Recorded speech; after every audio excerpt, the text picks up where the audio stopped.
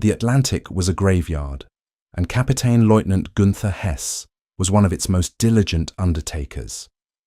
Perched in the cramped conning tower of U-124, a Type 9B U-boat prowling the abyssal plains south of Greenland, he felt the familiar surge of adrenaline that was part predator, part mathematician. It was March of 1942, the second happy time, and the sea was his kingdom.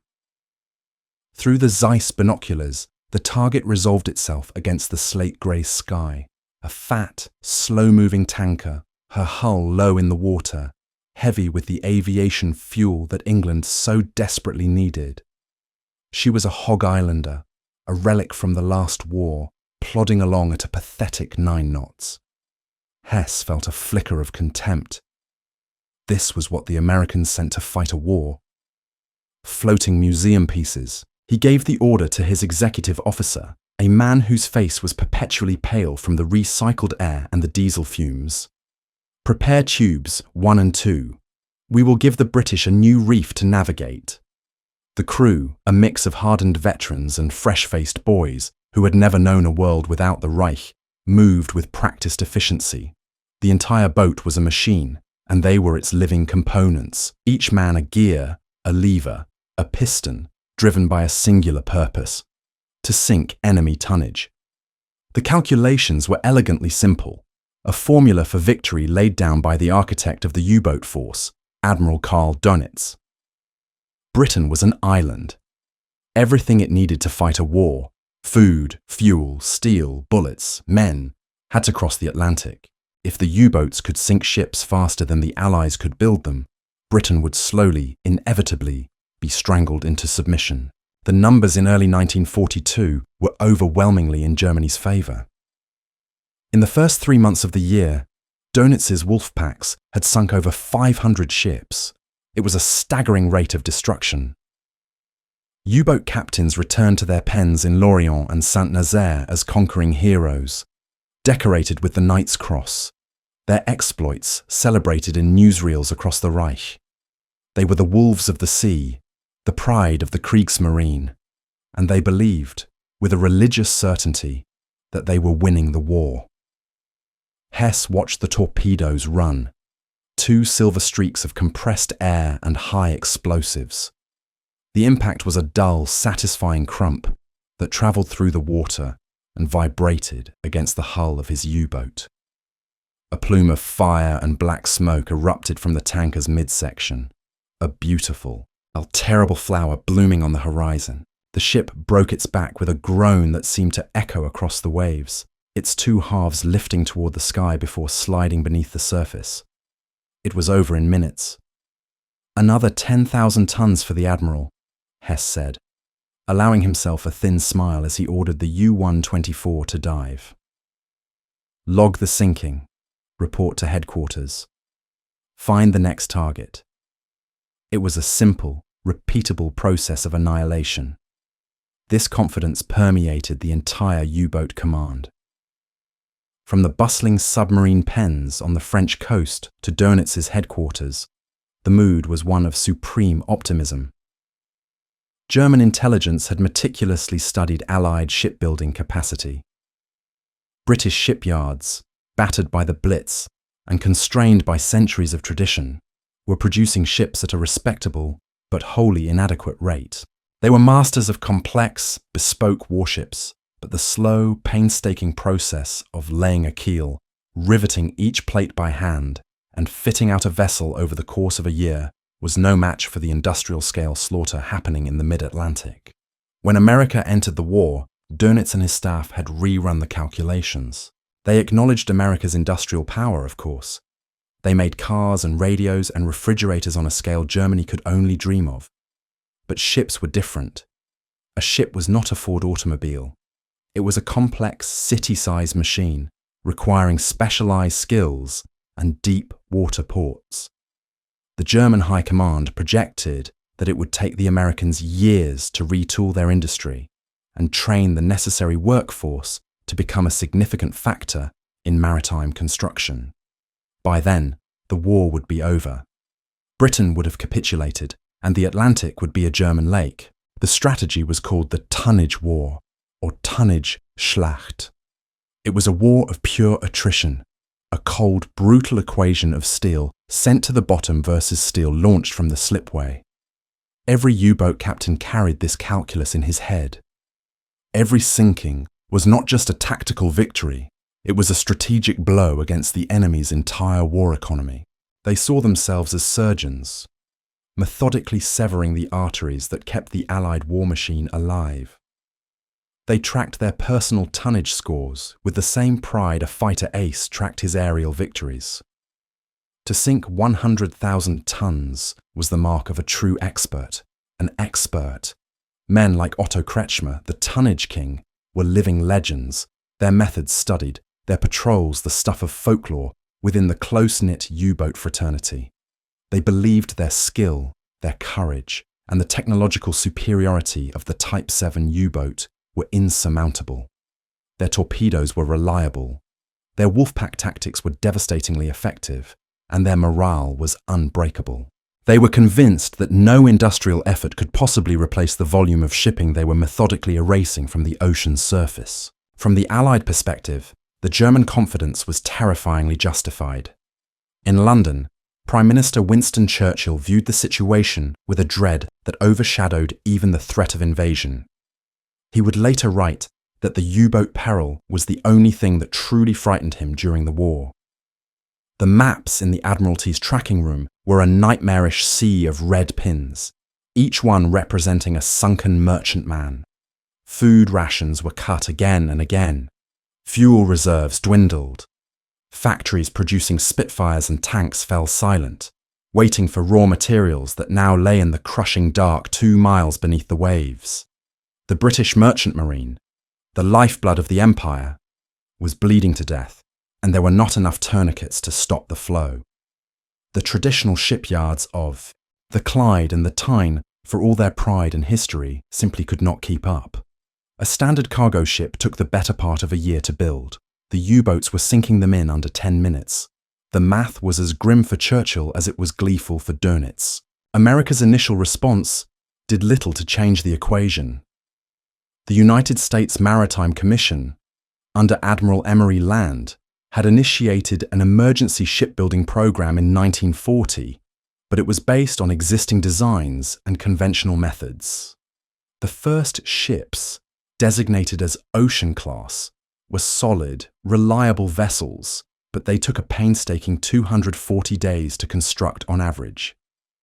They were a drop in the bucket against a tidal wave of losses. German intelligence watched this program with detached interest. It was a predictable, orthodox response, and it was doomed to fail. The arithmetic remained firmly on Germany's side. The sheer number of skilled workers required, loftsmen, shipfitters, riveters, welders, was a bottleneck that American industry, for all its might, seemed incapable of solving quickly. A riveter couldn't be trained overnight, and the complex art of shaping a ship's hull was seen as a craft passed down through generations, not something that could be taught in a classroom. The Germans were certain that time and mathematics were on their side. The Atlantic wall they were building with torpedoes was stronger than any fortress on land, and the key to holding it was to keep sinking ships faster than their enemies could build them. And for a glorious, terrible time, they were succeeding beyond their wildest dreams. The agent of this change was a man who had never built a ship in his life. Henry Kaiser was not a mariner or a naval architect. He was a force of nature, a builder of dams and bridges, a man who saw problems not in terms of tradition, but of sheer industrial logic.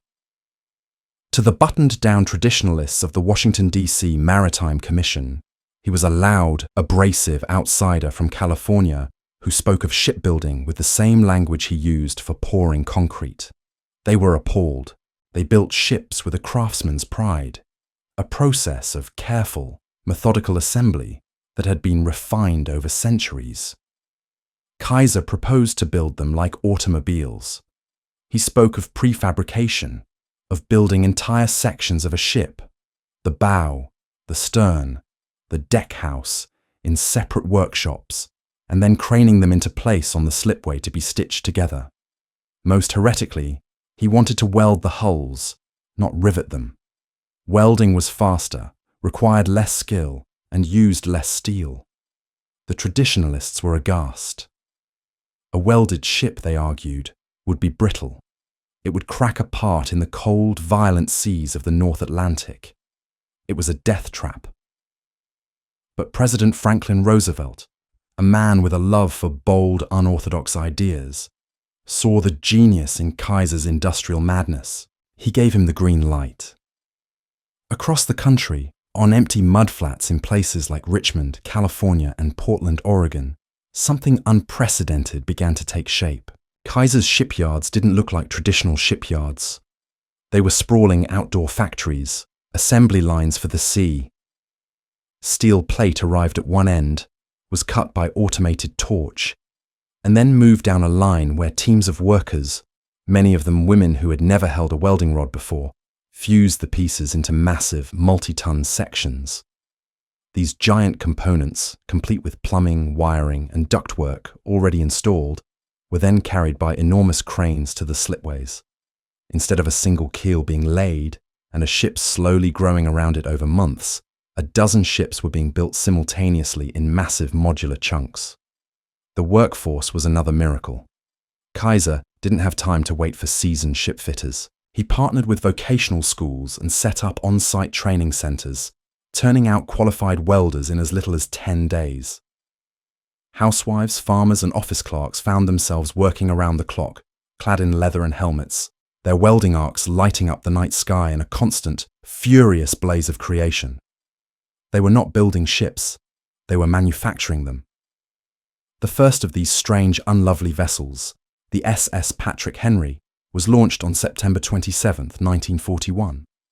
It took 196 days to build, a respectable time but hardly revolutionary. The traditionalists felt vindicated, but the Patrick Henry was a prototype, a proof of concept. As the yards perfected their methods, the construction times began to fall with a speed that defied belief. Soon, a new ship was being launched every 100 days from a single yard. Then 70. Then 50. By the spring of 1942, as Gunther Hess and his comrades were enjoying their happy time, a new ship, dubbed the Liberty Ship by the press, was sliding down the ways every 2 weeks from each of Kaiser's yards. And Kaiser was building more yards. The first reports that reached Admiral Dunitz's headquarters were subtle, buried in the mountains of operational data that flowed in from the wolf packs. They were statistical anomalies, easily dismissed as clerical errors or the fog of war. In a debriefing at Lorient, a U-boat commander, Captain Lieutenant Werner Schmidt, reported sinking an American freighter, the James Otis. He described it as a new vessel, ugly and angular, with a single smokestack and a strange, boxy profile.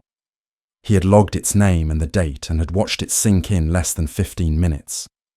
The report was filed. 3 weeks later, another U-boat, operating 500 miles away, reported sinking a freshly painted American freighter. Its name was the James Otis. The intelligence officer reviewing the report flagged it as a duplicate. Clearly, one of the commanders had misidentified the ship or the date. The matter was dropped, but then it happened again. The Anne Bradstreet, sunk in May, was apparently sunk again in July. The John Adams, sent to the bottom of Cape Hatteras, reappeared in a convoy bound for Murmansk. The Kriegsmarine's meticulous record keepers were baffled. Their first assumption was that it was a deliberate Allied deception campaign. The Americans and British must be reusing the names of sunken ships to sow confusion and create the illusion of a larger merchant fleet. It was a clever, if somewhat desperate, psychological trick, but other, more disturbing data points began to surface. The U-boat crews were professional and observant. They noted the hull numbers painted on the sterns of their victims. In early 1942, they were sinking ships with low numbers. Number 50, number 75, number 110. By the summer, The numbers were jumping at an alarming rate. One week, a U-boat would sink hull number 250. The next week, a different boat in a different wolf pack would sink hull number 320. Where had the intervening 69 ships come from? Had they all slipped past the U-boat screen undetected? Unlikely. The coverage of the convoy routes was too thorough. In Berlin, analysts at the Naval High Command tried to make sense of the figures. Their pre-war assessments had projected that America, at peak capacity, might be able to produce 5 or 6 million tons of Ipping a year. It was a generous estimate. To achieve that, they would need to launch roughly 500 ships of the 10,000-ton class annually, or about 40 ships per month. The numbers being reported by their own U-boat captains suggested a rate that was nearly double that. It was impossible. No nation on Earth could build ships that fast. The analysts concluded that the Americans must be painting fraudulent, inflated hull numbers on their ships as a form of propaganda, a childish attempt to demoralize the U-boat crews. The official directive issued to the fleet was to disregard the hull numbers as enemy propaganda and focus on the singular mission: sinking tonnage. On the bridge of his U-boat, Captain Lieutenant Gunther Hess stalked another convoy. It was now late 1942, and the Atlantic was a more dangerous place. Allied air cover was improving, and the new microwave radar sets were making surprise surface attacks at night nearly impossible. But the targets were still plentiful. Through his periscope, Hess saw not the lumbering old hog islanders of the spring, but a convoy composed almost entirely of the new, ugly American ships. They all looked identical, as if stamped from a single, massive cookie cutter. He fired a spread of 3 torpedoes at the lead ship in the center column. 2 of them struck home, and the vessel, laden with Sherman tanks and ammunition, erupted in a massive fireball. As it began its final plunge, its stern lifted high out of the water, way water, and Hess could clearly read the name painted there, Thomas Hooker, and below it, the hull number, EC2S, C1 number 584. He froze. 584. His last kill, just 2 weeks prior, had been number 521. He did the math in his head. 63 ships in 2 weeks. It couldn't be right. It had to be a lie, a trick of the light, a desperate bluff. He logged the sinking and dove deep, the pings of the convoy's escort destroyers growing louder. But as his U-boat slipped silently into the cold abyss, a new, unsettling feeling crept over him for the first time. It was a sliver of doubt, cold and sharp as ice, a terrifying premonition that the simple, elegant mathematics of the tonnage war were no longer adding up. He and his fellow captains were the most successful undersea predators in history, but they were beginning to suspect they were hunting in a forest, where the trees grew back faster than they could be cut down. The change began not as a sudden revelation, but as a corrosive acid of doubt that seeped into the U-boat bases along the Bay of Biscay. The crews returning from patrol in the winter of 1942 and spring of 1943 looked different. The triumphant swagger was gone, replaced by a haunted, hollow-eyed exhaustion.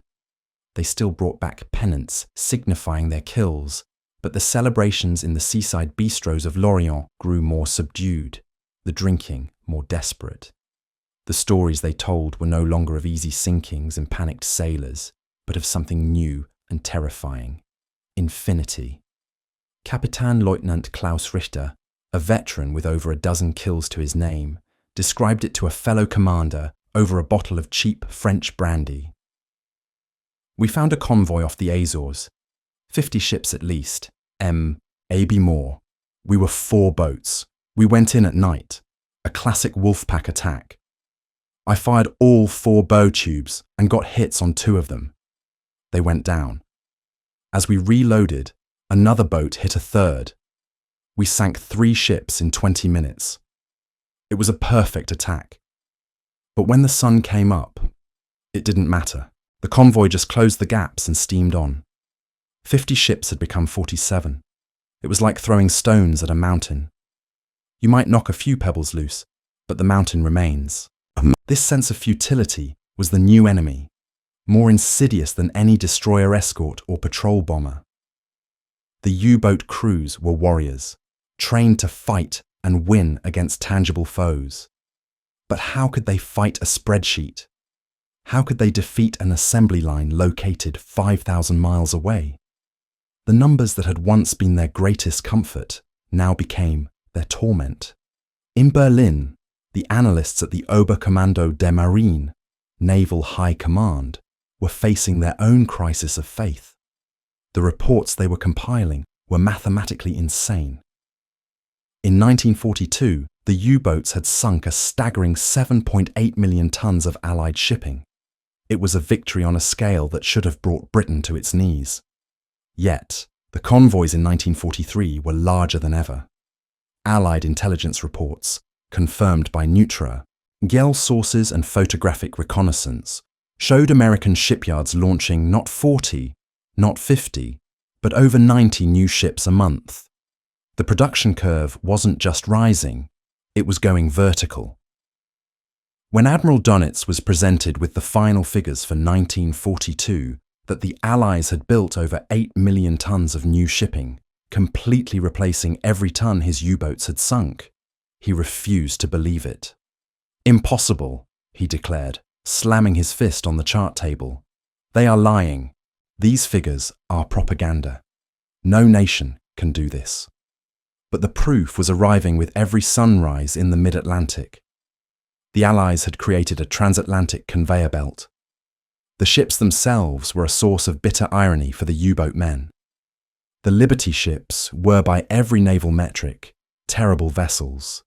They were slow, with a top speed of just 11 knots, making them easy to catch.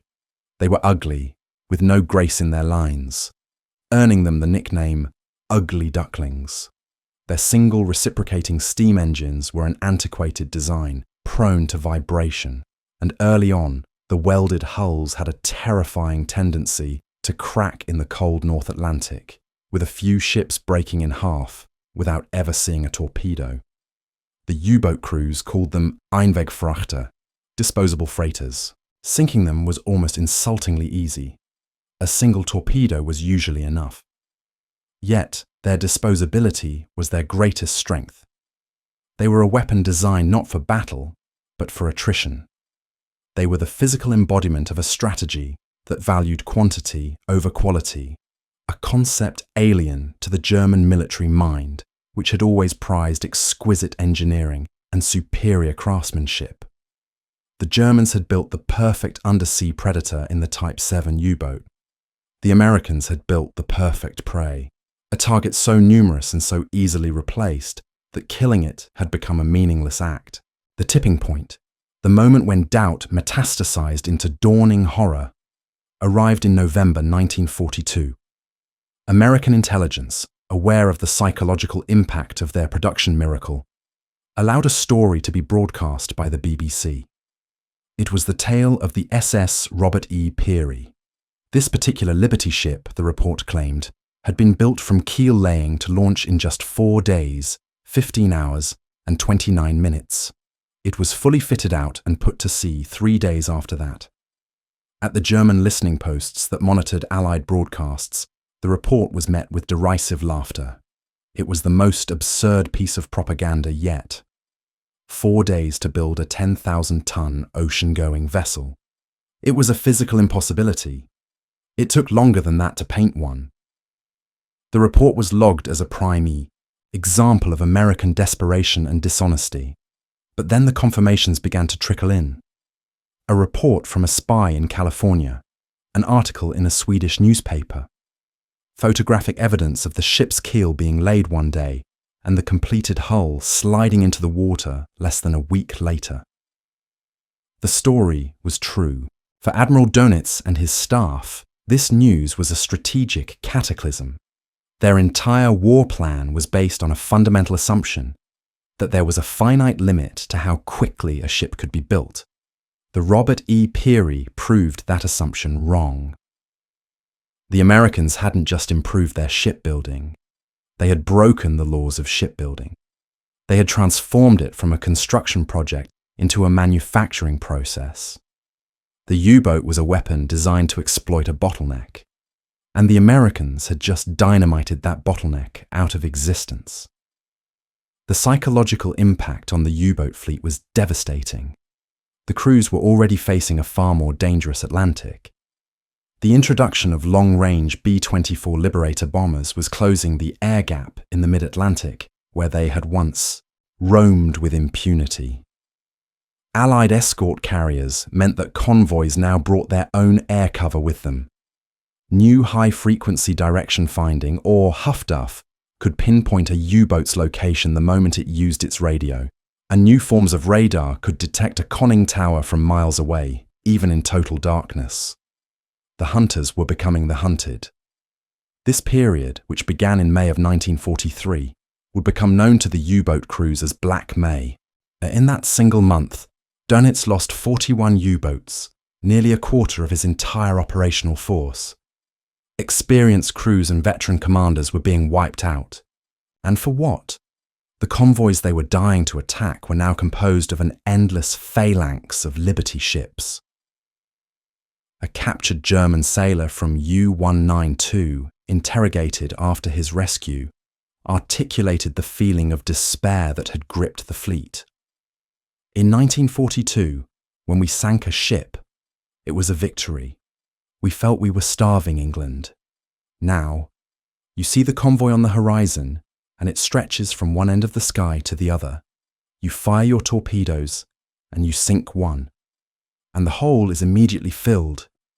It is like we are ghosts, and they cannot see us. They do not even slow down.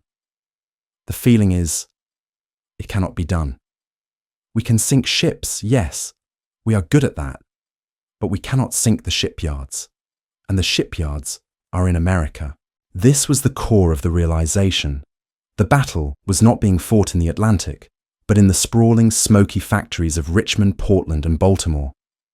The true enemy was not the Royal Navy destroyer or the RAF Coastal Command bomber.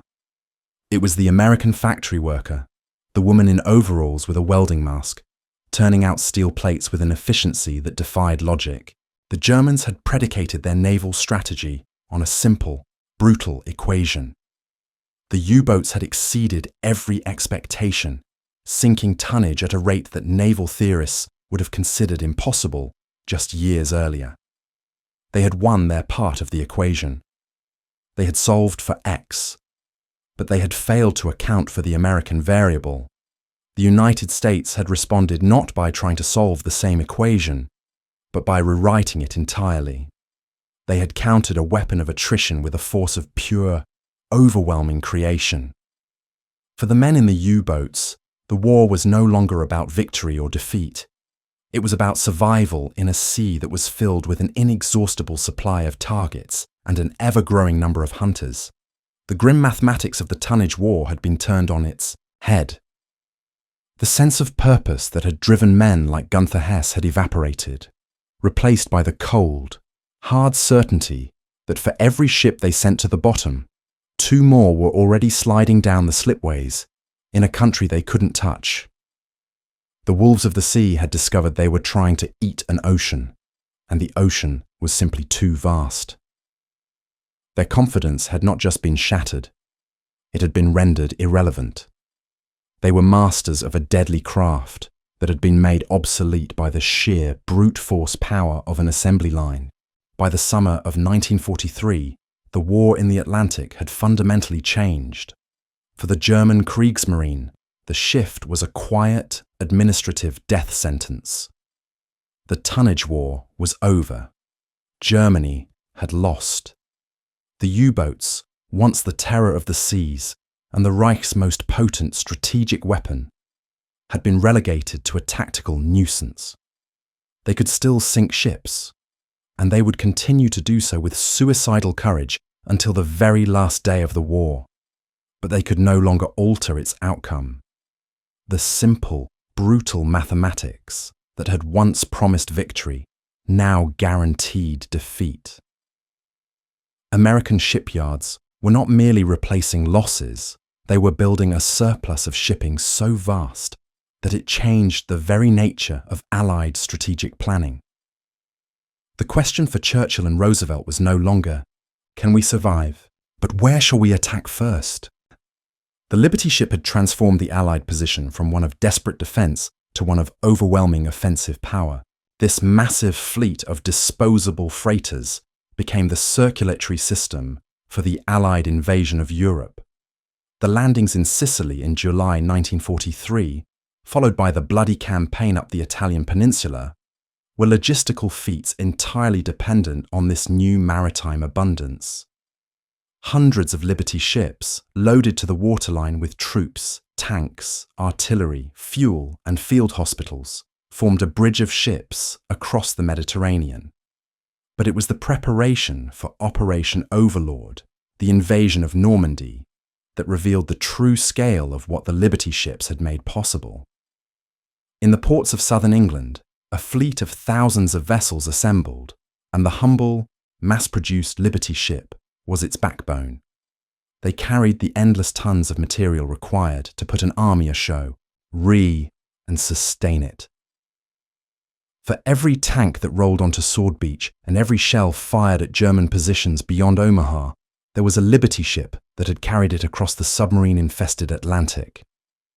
The scale of the D-Day landings would have been a logistical fantasy in 1942. By 1944, it was a reality, underwritten by Henry Kaiser's assembly lines. After the beachheads were secured, the Liberty ships became a relentless conveyor belt, feeding the Allied advance across France. They anchored off the artificial Mulberry harbours, their cargo winches running day and night, disgorging a torrent of supplies that buried the Wehrmacht's dwindling resources under a mountain of American steel. For the U-boat crews, the war devolved into a grim, fatalistic slog. The happy times were a distant, almost mythical memory. Their mission was no longer to strangle Britain, but simply to survive. Patrols became a desperate gamble against overwhelming odds. Experienced commanders were dead, and new crews were sent out with minimal training into an ocean that was now a death trap, seeded with Allied radar, aircraft, and hunter-killer escort groups. The psychological toll was immense. U-boat ace Reinhard Hardigan, one of the heroes of Operation Drumbeat, later recalled the change. In the beginning, we were the hunters. We felt a superiority. By 1944, you went out knowing you would probably not come back. The sky, the sea, the radio waves, everything was the enemy. And even if you broke through and sank a ship, what was the point? You knew they had already built 3 more to take its place.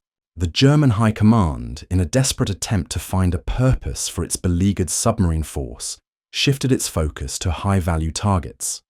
An order was issued to prioritize troop transports and aircraft carriers over merchantmen. But these targets were the most heavily defended, and the attempts to attack them often ended in the U-boat's destruction. The wolves had been declawed, starved, and were now being systematically exterminated. When the war finally ended, the statistics of the Liberty ship program were revealed to be even more staggering than the Germans had feared. In total, American shipyards had built 2,710 Liberty ships. At the peak of production in 1943, a new ship was being launched, on average, every 8 hours.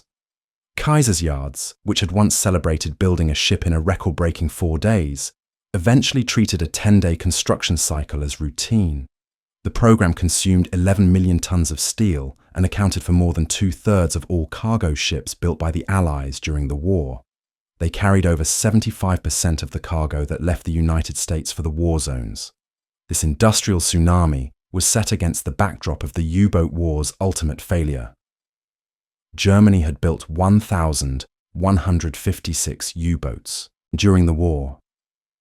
Of the 863 that saw operational service, 757 were lost, a casualty rate of nearly 88%, the highest of any branch of any military in the war. For every Allied merchant sailor who lost his life, 7 German submariners died, the tonnage war had ended not only in Germany's strategic defeat, but in the near-total annihilation of its submarine service. The legacy of the Liberty ship extended far beyond the battlefield. Henry Kaiser's radical production methods of prefabrication and welding became the new global standard, consigning the painstaking, traditional process of riveting to the history books.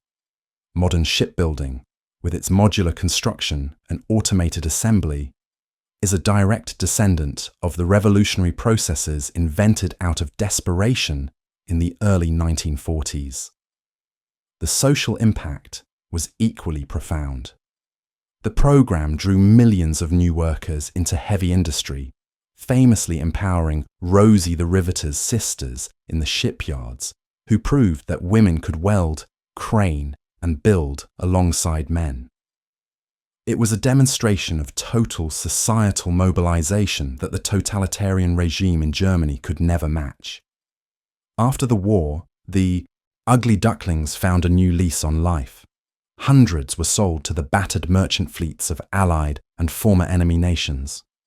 Greek shipping magnates like Aristotle Onassis and Stavros Niarchos built their post-war empires on fleets of cheap, reliable, surplus Liberty ships. Ironically, these vessels, built to win a war, became the essential tools of global reconstruction, carrying Marshall Plan aid back to the ruined cities of Europe and playing a critical role in the economic miracles of both West Germany and Japan. A weapon of war had been seamlessly transformed into an instrument of peace and prosperity. The Liberty ship stands as one of history's most decisive weapons, yet it carried no guns of its own. It was a weapon of logistics, a testament to the idea that wars are won not only by soldiers on the front lines, but by the factory workers, engineers, and planners who support them. It was the slow, ugly, unassuming counterpoint to the sleek, deadly German U-boat. One was a weapon of exquisite, deadly precision. The other was a weapon of overwhelming, relentless production. In the end, production had proven to be the more powerful force. The German U-boat captains who scanned the horizon in 1942 and saw lumbering, easy targets were not wrong in their assessment of the individual vessel. What they couldn't see, what they couldn't possibly comprehend, was the industrial colossus standing behind that vessel, a nation that had turned the art of shipbuilding into a science of mass production. They believed they were fighting a fleet of ships, but they were actually fighting the full, unleashed power of the American factory. It was a battle they were never equipped to win. The dawning horror they experienced as the convoys grew ever larger was the realization that their skill, their bravery, and their sacrifice had been rendered obsolete by a revolutionary idea that you could build victory, plate by steel plate, faster than the enemy could sink it. The story of the Atlantic War began as a simple, brutal equation, one that gave the men of the German U-boat fleet a cold, professional confidence.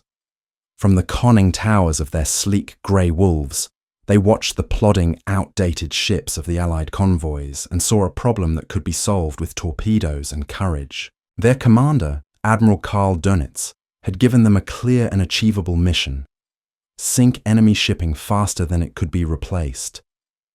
In the early years of the war, his U-boat captains executed that mission with lethal precision, turning the sea lanes into a desolate graveyard and bringing Great Britain to the precipice of starvation.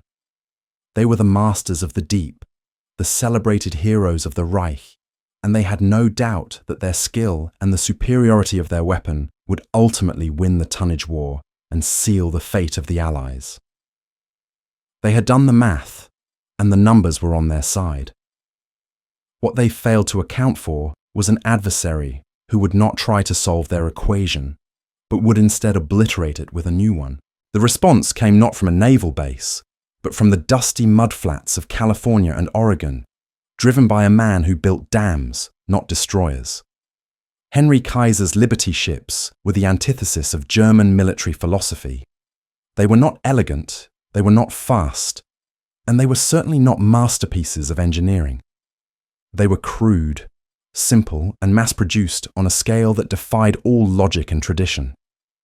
When the first reports reached German intelligence of ships being built in weeks instead of months, they were dismissed as absurd propaganda. When U-boat captains reported sinking ships with impossibly high hull numbers, they were told they were victims of an enemy deception.